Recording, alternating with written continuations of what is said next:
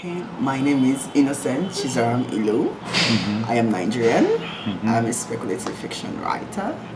I am mostly interested in reading and writing fiction that documents queer experiences and experiences of women and highlights these voices that has been jettisoned or has been pretended not to exist in literature. Okay. Can you give an example from one of your stories? Okay, of Wafts and Wefts, which was first published by Strange Horizons in 2018, and it was published this year in Transcendent 4. That is Best of the Year Speculative Fiction Anthology, Transgender Speculative Fiction Anthology, edited by Boogie Takas. Tell us a bit about the story. Okay, Of Webs and Webs deals with a fictional world where people have to live double lives. My main character has to navigate the world as a woman by the day and as a man by the night. So it sort of spurs our mind to think of what if, and I think that's what speculative fiction answers or tries to answer, because we don't get to answer questions in fiction. It's not mathematics. So it's sort of, what if we live dual lives? What if we experience things in different bodies? Because as soon as you marry, you bifurcate, right? Yeah, definitely. You get married. So I was trying to poke fun at marriage and the marriage institution in Nigeria, and to a certain percentage, the whole of Africa, the premium we place on marriage, the whole responsibility that comes with it. So I was trying to poke fun at it, and I think it was a beautiful result. I liked it. Yeah. It was also very personal. I mean, the character, she's Chimi Bade, and she's, I mean, basically they get, I can't remember the names now, but the story is about her navigating the two marriages she has. Yes. Neither one of which actually are very satisfactory. They are very dysfunctional marriages. In the first marriage, which is when she's Chime by the day, she's married to a dragon poacher's wife, and then because the dragon poachers and the wife, they are in a very new marriage, so it's sort of taking up her time. And then in her second marriage, she's married to a hippie who doesn't really take care of the children. So it's sort of about, I think at the end of the day, what I realized, what was very beautiful about the story was that towards the end of the story, we found out that our main character was sort of happier, because she sort of found they sort of found a middle ground towards navigating the problems of their marriage. That came across very strongly, that there was a progress. Yes. So that on the story level, it's a story of this this person who has two bad marriages. Yes. And has to work through them both. And you really did get a sense at the end. Yes. The other thing that was very strong for me was a very strong background.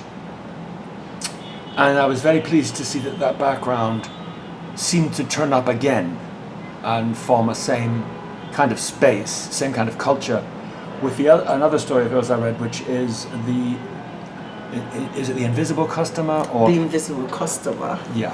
And it's very, what I loved about it, just the everyday life of running a sort of food stall. Yes. And just got it completely spot on in a way that someone who hadn't lived in Africa could do. Yes. I think most of my stories I draw from myself. I draw from my experiences. I draw from the cities that I've lived in. I draw from the people that I've met. So there's a sort of organicness, even though I tend to transform these things to sort of magical scenarios. But the fact is that it's something I draw from within. So these are the conversations that I've had with people. These are stories that have been whispered from childhood to adulthood. So these are stories that are bound inside me. And if you look at these stories, they're sort of set in, there's a prevalence of a certain setting in the story. They're all set in Salem Cool. There are specific places like the River Bamboo, and sort of. I don't want to say that it represents the whole Africa because that would be too. It just represents my space, where I come from, and the people I know, and the stories that formed me. So that's it, and that's what I hope to recreate while writing the stories.